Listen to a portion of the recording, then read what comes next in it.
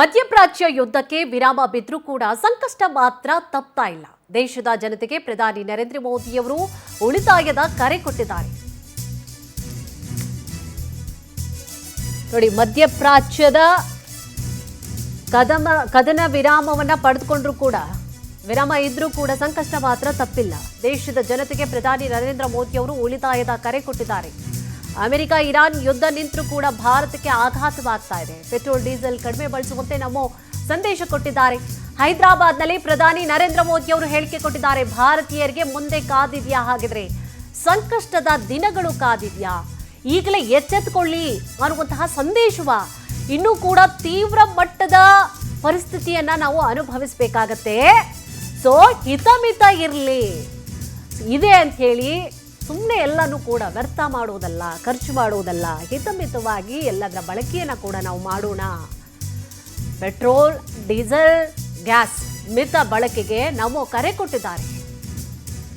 Metro, ವಿದ್ಯುತ್ ಚಾಲಿತ ವಾಹನವನ್ನು ಹೆಚ್ಚಾಗಿ ಬಳಸಿ, ಮನೆಯಿಂದಲೇ ಕೆಲಸವನ್ನ ಮಾಡಿ, ಆನ್ಲೈನ್ ಸಭೆಯನ್ನು ನಡೆಸಿ, ವಿದೇಶ ಪ್ರವಾಸ 1 ವರ್ಷ ಚಿನ್ನ ಖರೀದಿಯನ್ನ ಮಾಡಲಿಕ್ಕೆ ಹೋಗಬೇಡಿ.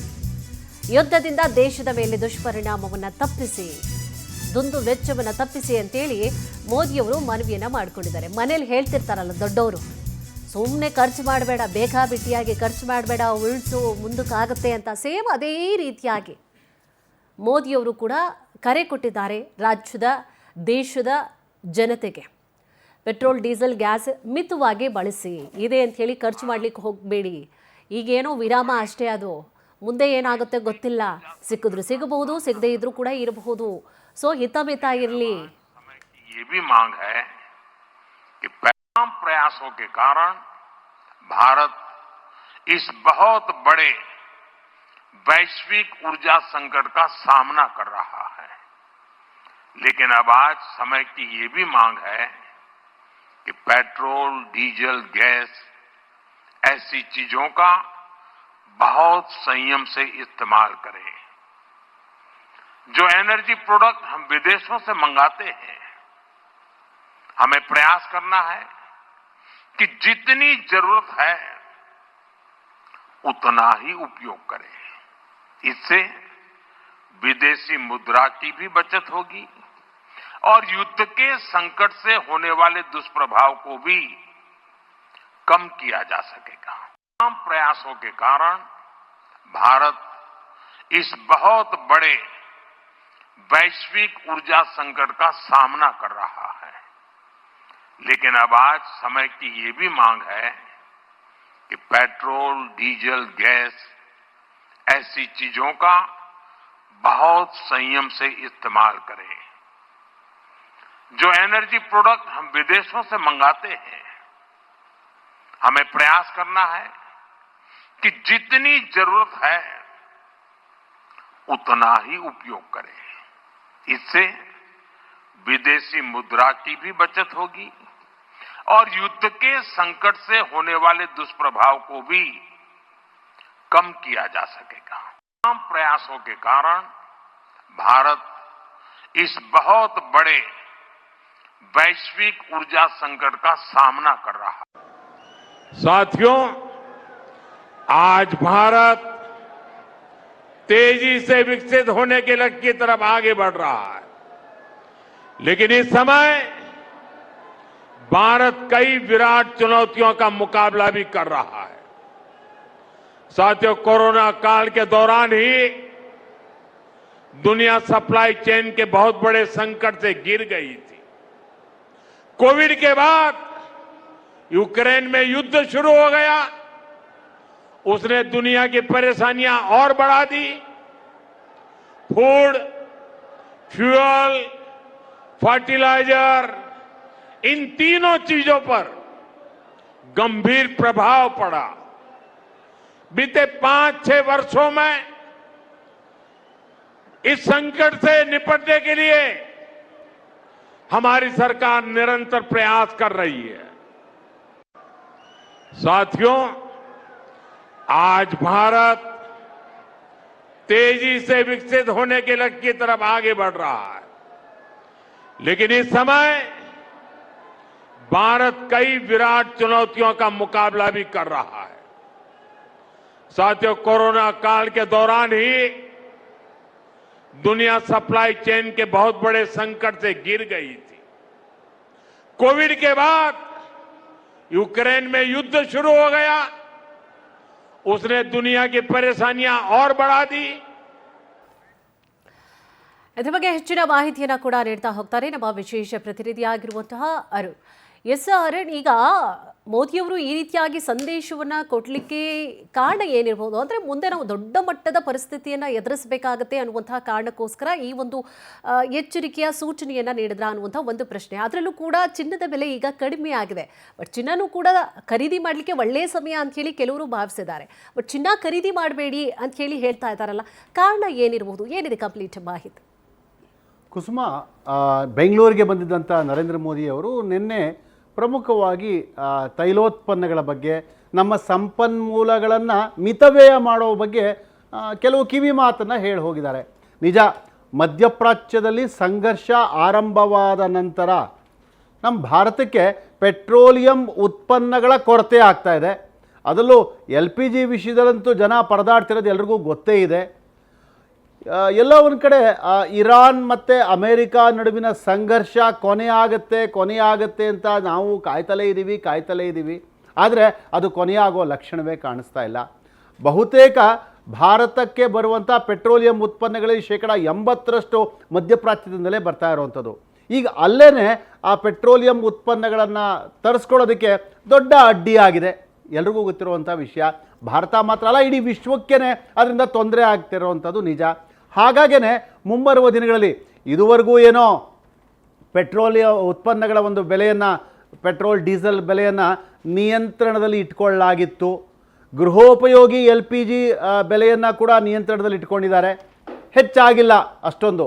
ಆದರೆ ಮುಂಬರುವ ದಿನಗಳಲ್ಲಿ ಬರ್ತಾ ಇರುವಂಥ ಕಚ್ಚಾ ಒಂದು ತೈಲ ಏನಿದೆ, ಪ್ರಮಾಣ ಜಾಸ್ತಿ ಆಗ್ತಾ ಇಲ್ಲ. ಇರುವಂಥ ಸಂಗ್ರಹ ಖರ್ಚಾಗಿ ಹೋಗ್ತಾ ಇದೆ. ಇಂಥ ಸಂದರ್ಭದಲ್ಲಿ ದೇಶವಾಸಿಗಳು ಮಿತವ್ಯಯ ಮಾಡಬೇಕು ಅಂಥೇಳಿ ಪ್ರಧಾನಿಯವರು ಕರೆ ಕೊಟ್ಟಿದ್ದಾರೆ. ಚಿನ್ನದ ವಿಷಯಕ್ಕೆ ಬಂದರೆ ನಿಜ, ನಾವು ಈಗ ಚಿನ್ನದ ಬೆಲೆ ಸ್ವಲ್ಪ ಕಡಿಮೆ ಆಗಿರ್ಬೋದು, ತೀರಾ ಕಮ್ಮಿ ಆಗಿಲ್ಲ. ಇಂಥ ಸಂದರ್ಭದಲ್ಲಿ ಚಿನ್ನದ ಮೇಲೆ ಹೆಚ್ಚು ಹೂಡಿಕೆ ಮಾಡ್ತಾ ಹೋಗಿ ನಮ್ಮ ದುಡ್ಡನ್ನೆಲ್ಲ ಚಿನ್ನದ ಮೇಲೆ ಹೂಡಿಕೆ ಮಾಡಿಟ್ಬಿಟ್ರೆ ಫ್ಲೋ ಆಫ್ ಮನಿ ಕಮ್ಮಿ ಆಗುತ್ತೆ. ಅದರ ಪರಿಣಾಮ ಬೆಲೆ ಏರಿಕೆಗೆ ಕಾರಣ ಆಗುತ್ತೆ, ಬೇರೆ ಬೇರೆ ಹಣದುಬ್ಬರಕ್ಕೂ ಅದು ಕಾರಣ ಆಗುತ್ತೆ. ಅದೇನೇ ಇದ್ಕೊಳ್ಳಿ, ಪ್ರಧಾನಿಯವರು ಈಗ ಒಂದು ಆ ಹೇಳಿಕೆ ಕೊಟ್ಟಿರುವಂಥದ್ದು, ಮತ್ತೊಂದು ಕೋವಿಡ್ ರೀತಿಯ ಸಂದರ್ಭವನ್ನು ಎದುರಿಸಿ ಅಂತ ಹೇಳಿಕೆ ಕೊಟ್ಟಿರೋದು ಎಲ್ಲ ಸರಿ. ಆದರೆ ಈ ಒಂದು ಬಿಕ್ಕಟ್ಟು ಶುರುವಾಗಿದ್ದು ಯಾವಾಗ? ಫೆಬ್ರವರಿ 28ನೇ ತಾರೀಕು ಅಮೇರಿಕ ಇರಾನ್ ಮೇಲೆ ದಾಳಿ ಮಾಡ್ತಲ್ಲ, ಅವತ್ತಿನಿಂದಲೇ ಬಿಕ್ಕಟ್ಟು ಭಾರತಕ್ಕೆ ಶುರುವಾಯಿತು. ಬಹುಶಃ ಅವತ್ತಿನಿಂದಲೇ ಇಂತಹ ಮುನ್ನೆಚ್ಚರಿಕೆ ಕ್ರಮಗಳನ್ನು ಸರ್ಕಾರ ತೆಗೆದುಕೊಳ್ಬೇಕಾಗಿತ್ತು. ಅವತ್ತೇ ಪೆಟ್ರೋಲ್ ಮಿತವ್ಯಯದ ಬಗ್ಗೆ ಆಲೋಚನೆ ಮಾಡಬೇಕಾಗಿತ್ತು. ಅವತ್ತೇ LPG ಮಿತವ್ಯಯದ ಬಗ್ಗೆ ಆಲೋಚನೆ ಮಾಡಬೇಕಾಗಿತ್ತು. ಚಿನ್ನ ಖರೀದಿಗೆ ಮುಗಿ ಬೀಳಬೇಡಿ ಅಂತ ಜನಕ್ಕೆ ಕೇಳಬೇಕಾಗಿತ್ತು. ರಾಸಾಯನಿಕ ಗೊಬ್ಬರಗಳ ಬಳಕೆಯನ್ನು ಕಮ್ಮಿ ಮಾಡಿ ಅಂತ ಅವತ್ತೇ ಹೇಳಬೇಕಾಗಿತ್ತು. ಸಾರ್ವಜನಿಕ ಸಾರಿಗೆಯನ್ನು ಹೆಚ್ಚು ಬಳಸಿ ಅಂತೇಳಿ ಅವತ್ತೇ ಅವ್ರು ಹೇಳಬೇಕಾಗಿತ್ತು. ಆದರೆ ಆ ಕೆಲಸ ಮಾಡಲಿಲ್ಲ. ಯಾಕಂದರೆ ಪಂಚರಾಜ್ಯಗಳ ಚುನಾವಣೆ ಅವ್ರ ಕಣ್ಮುಂದೆ ಇತ್ತು. ಪಂಚರಾಜ್ಯಗಳ ಚುನಾವಣೆಯಲ್ಲಿ ಯಾವ ಮಟ್ಟದಲ್ಲಿ ನಮ್ಮ ಪೆಟ್ರೋಲಿಯಂ ಉತ್ಪನ್ನಗಳ ಬಳಕೆ ಆಯಿತು ಅಂತ ಎಲ್ರಿಗೂ ಗೊತ್ತಿದೆ. ಪ್ರತಿಯೊಬ್ಬ ರಾಜಕೀಯ ಪಕ್ಷದವರು ಯಾವ್ಯಾವ ಪ್ರಮಾಣದಲ್ಲಿ ಪ್ರಚಾರಗಳನ್ನು ಮಾಡ್ತಿದ್ರು, ಎಷ್ಟೆಷ್ಟು ಕಾರುಗಳನ್ನು, ಎಷ್ಟೆಷ್ಟು ವೆಹಿಕಲ್ಗಳನ್ನು ಬಳಕೆ ಮಾಡ್ತಿದ್ರು, ಎಷ್ಟೆಷ್ಟು ಬೈಕ್ ರ್ಯಾಲಿಗಳನ್ನು ಮಾಡಿದ್ರು, ಇದೆಲ್ರಿಗೂ ಗೊತ್ತಿರುವಂಥ ವಿಷಯನೇ. ಆದರೆ ಆ ಸಂದರ್ಭದಲ್ಲಿ ಮಾತ್ರ ಪ್ರಧಾನಿಯವರಿಗೆ ಈ ಮಿತವ್ಯಯದ ಬಗ್ಗೆ ನೆನಪಿಗೆ ಬರಲಿಲ್ಲ.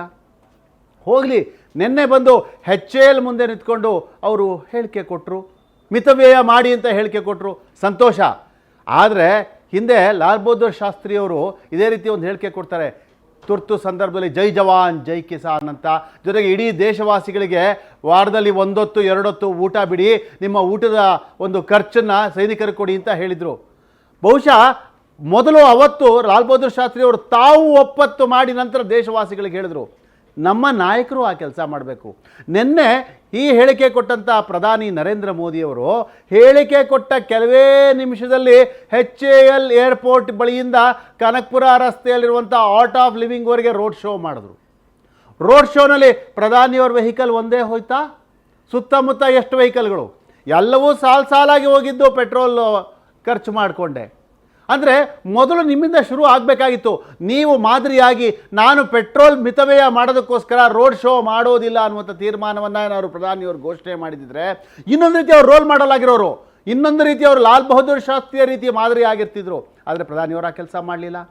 ಚುನಾವಣೆ ಸಂದರ್ಭದಲ್ಲಾದರೂ ಕೂಡ ದೇಶವಾಸಿಗಳಿಗೆ ಆ ಕರೆ ಕೊಟ್ಟಿದ್ದಿದ್ರೆ, ದೇಶವಾಸಿಗಳಿಗೆ ಬೇಡ ತಮ್ಮದೇ ಪಕ್ಷದ ಅಭ್ಯರ್ಥಿಗಳಿಗೆ ಹೇಳಿಕೆ ಕೊಟ್ಟಿದ್ರು ಕೂಡ ಎಷ್ಟೋ ಮಟ್ಟಿಗೆ ಪೆಟ್ರೋಲ್ ಮಿತವ್ಯಯ ಆಗೋಗಿರ್ತಿತ್ತು. ಆಯಿತು, ತಡವಾಗಾದರೂ ಪರವಾಗಿಲ್ಲ, ಈಗಲಾದರೂ ಪ್ರಧಾನಿಯವರು ಪೆಟ್ರೋಲ್ ಮಿತವ್ಯಯದ ಬಗ್ಗೆ ದೇಶವಾಸಿಗಳಿಗೆ ಪಾಠ ಮಾಡಿದ್ದಾರೆ. ಆದರೆ ಅವರು ಸರ್ಕಾರದಲ್ಲಿರೋರು, ಜನಪ್ರತಿನಿಧಿಗಳು ಮೊದಲಿಗೆ ಅದನ್ನು ಶುರು ಮಾಡಬೇಕು. ಅವರು ತಮ್ಮ ಸ್ವಂತ ವಾಹನಗಳನ್ನು ಬಿಟ್ಟು ಸಾರ್ವಜನಿಕ ಸಾರಿಗೆಯನ್ನು ಬಳಸುವಂಥ ಕೆಲಸಕ್ಕೆ ಮೊದಲು ಮುಂದಾಗಬೇಕು.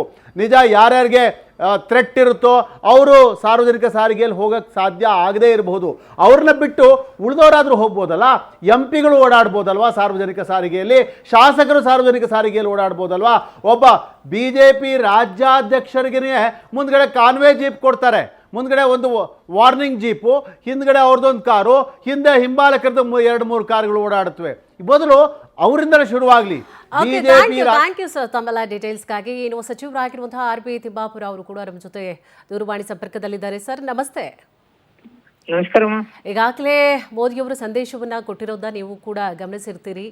ಸೊ ಇದ್ರ ಬಗ್ಗೆ ನಿಮ್ಮ ಮೊದಲ ಪ್ರತಿಕ್ರಿಯೆ ಏನು ಸರ್? ಅಂದರೆ ನಾವು ಎಚ್ಚರವಾಗಿ ಇರಬೇಕು ಅಂತ, ಅಕಸ್ಮಾತ್ ಇದೆಲ್ಲ ಸಾಧ್ಯ ಅಂತ ಹೇಳಿ ಅನ್ಸುತ್ತಾ? ಅವ್ರು ಹೇಳಿದ ರೀತಿಯಾಗಿ ಅದನ್ನು ನಾವು ಪಾಲನೆ ಮಾಡ್ಲಿಕ್ಕೆ ಆಗತ್ತಾ, ಅಥವಾ ಅದೆಲ್ಲ ಸಾಧ್ಯವಾ? ಏನು ಹೇಳ್ತೀರಿ ಇದ್ರ ಬಗ್ಗೆ? ದೇಶದ ಪ್ರಧಾನಿಗಳು ಎಷ್ಟು ನಿಷ್ಪ್ರಯೋಜಕರಾಗ್ತಾರೆ ಅಂತಕ್ಕಂಥದ್ದು ನಮ್ಮ ಭಾವನೆಯಲ್ಲಿ ಇರಲಿಲ್ಲ. ನಾವು ಜನತೆ ಎಲ್ಲರೂ ನಮ್ಮ ದೇಶದ ಅಭಿವೃದ್ಧಿಯನ್ನೇ ಮಾಡ್ತಾರಂತಕ್ಕಂಥದ್ದು ನಾವು ಭಾವನೆಗಳನ್ನ ಇಟ್ಕೊಂಡಿರ್ತೀವಿ. ಆದ್ರೆ ಇವತ್ತು ಏನ್ ಹೇಳ್ತಾ ಇದ್ದಾರಂದ್ರೆ, ಬಂಗಾರ ಖರೀದಿ ಮಾಡಬೇಡ್ರಿ, ಡೀಸೆಲ್ ಅನ್ನ ಬಳಸ್ಬೇಕಾದ್ರೆ ಒಂದೇ ಗಾಡಿಯಲ್ಲಿ 4 ಜನ ಹೋಗ್ರಿ ಅಂತೇಳಿ. ಇವ್ರ ಬಟ್ಟೆಗಳು ಎಷ್ಟದಾವೆ ನಮ್ಮ ದೇಶದ ಪ್ರಧಾನಿಗಳು? ಒಂದ್ ದಿವ್ಸಕ್ಕೆ 4 ಸಲ ಬದಲಾವಣೆ ಮಾಡ್ತಾರಲ್ಲ. ಇವ್ರು ಅನುಕರಣೀಯ ಇರಬೇಕೇ ವಿನ ಬರೀ ಭಾಷಣಕ್ಕ ಸೀಮಿತ ಆಗಬಾರ್ದು. ಈ ದೇಶದಲ್ಲಿರ್ತಕ್ಕಂಥ ತೊಂದರೆಗಳನ್ನ ನಿಭಾಯಿಸ್ತೇನೆ, ಡೀಸೆಲ್ ಪೆಟ್ರೋಲ್ ಇದನ್ನ ನಿಭಾಯಿಸ್ತೇನೆ, ನೀವು ಹೆದರಬೇಡಿ, ನಾನಿದ್ದೇನೆ, ಈ ಗೋಲ್ಡ್ ರೇಟ್ ಅನ್ನು ಕಡಿಮೆ ಮಾಡ್ತೇನೆ, ಹೆಣ್ಮಕ್ಳು ನಾನು ಸಹಾಯ ಮಾಡ್ತೇನೆ ಅನ್ನೋದು ಬದಲು ನೀವು ಊಟ ಮಾಡಬೇಡ್ರಿ, ನೀವು ಡೀಸೆಲ್ ಉಪಯೋಗ ಮಾಡಬೇಡ್ರಿ ಅಂತಕ್ಕಂಥ ಅಸಹಾಯಕ ಪ್ರಧಾನ ಮಂತ್ರಿಗಳು ಹಾಗೂ ಈ ದೇಶವನ್ನು ಮುನ್ನಡೆಸಲಿಕ್ಕೆ ಅವರಿಗೆ ಯಾವುದೂ ಯೋಗ್ಯತೆ ಇಲ್ಲ ಅಂತಕ್ಕಂಥದ್ದು ನಾನು ಹೇಳಿಕ್ಕೆ ಇಷ್ಟಪಡ್ತಾ ಇದ್ದೀನಿ. ಈಗ ಮುಂದೆ ಪರ್ಯಾಯವಾಗಿ ನಾವು ಏನ್ ಮಾಡಬಹುದು ಅಂತ ಸರ್ ನಿಮ್ಮ ಸಲಹೆ ಕೊಡೋದಾದ್ರೆ? ಈಗ ಅವರೇನೋ ಸಂದೇಶ ಕೊಟ್ಟಿದ್ದಾರೆ, ಕರೆ ಕೊಟ್ಟಿದ್ದಾರೆ, ಪರ್ಯಾಯವನ್ನ ಹೇಳ್ಬೇಕಾಗಿತ್ತು ಅವರು. ಈಗ ಉದಾಹರಣೆಗೆ ಡೀಸೆಲ್ ಪೆಟ್ರೋಲ್ ತೊಂದರೆ ಆದಾಗ ಇಥನಾಲ್ ಅನ್ನು ಬಳಸೋದ್ರ ಮೂಲಕ ರೈತನಿಗೆ ಸಹಾಯ ಆಗ್ತದೆ, ಶುಗರ್ ಇಂಡಸ್ಟ್ರಿಗೆ ಸಹಾಯ ಆಗುತ್ತೆ, ಇಂಡಸ್ಟ್ರಿ ಡೆವಲಪ್ ಆಗತ್ತೆ. ಅದನ್ನು ಬಳಸೋದ್ರ ಮೂಲಕ ಮತ್ತೆ ನಾವು ಈ ಇಂಧನ ಇದನ್ನ ಉಪಯೋಗ ಮಾಡ್ಕೊಳ್ಳಿಕ್ಕೆ ಸಾಧ್ಯ ಆಗೈತೆ. ಅದನ್ನ ಬಿಟ್ಟುಕೊಟ್ಟು ಯಾವುದೋ ಒಂದು ಕಂಪ್ನಿಗಳು, ಯಾವ ಆಯಿಲ್ ಕಂಪ್ನಿಗಳ ಒಂದು ಮುಲಾಜಿನಲ್ಲಿ ಇರ್ತಕ್ಕಂಥ ದೇಶದ ಪ್ರಧಾನಿಗಳು ಇವತ್ತು ರೈತನಿಗೆ ಸಹಾಯಕ್ಕೆ ಬರ್ತಾ ಇಲ್ಲ. ಇಥನಾಲ್ ಉಪಯೋಗ ಮಾಡಿದ್ರೆ ರೈತನಿಗೆ ಸಹಾಯ ಆಗುದಿಲ್ಲ, ನಮ್ಮ ದೇಶಕ್ಕೆ ಸಹಾಯ ಆಗತ್ತಿಲ್ಲ. ಅದನ್ನ ಬಿಟ್ಕೊಂಡು ಡೀಸೆಲ್ ಉಪಯೋಗ ಮಾಡಬೇಡ್ರಿ, ಪೆಟ್ರೋಲ್ ಉಪಯೋಗ ಮಾಡಬೇಡ್ರಿ ಅಂತಕ್ಕಂಥ ಅಸಹಾಯಕ ಹಾಗೂ ಈ ದೇಶದ ಮುನ್ನಡೆಸಲಿಕ್ಕೆ ಅವ್ರಿಗೆ ಸಾಧ್ಯ ಆಗಲಿಲ್ಲ ಅಂತಕ್ಕಂಥ ಅಸಹಾಯಕತೆ ತೋರಿಸ್ತಕ್ಕಂಥ ಪ್ರಧಾನ ಮಂತ್ರಿಗಳು ದೇಶವನ್ನು ಮುನ್ನಡೆಸಲಿಕ್ಕೆ ಅವ್ರಿಗೆ ಸಾಧ್ಯ ಆಗೋದಿಲ್ಲ. ಅವರು ಇಂಥ ಅಸಹಾಯಕರಾಗಿ ಪ್ರಧಾನ ಮಂತ್ರಿಗಳಾಗಿ ಮುಂದುವರಲಿಕ್ಕೆ ಹೋಗಬಾರ್ದು ಅಂತಕ್ಕಂಥ ಭಾವನೆ. Yes, thank you sir. Power TV ಜೊತೆ ಮಾತನಾಡಿದಕ್ಕಾಗಿ ಧನ್ಯವಾದಗಳು.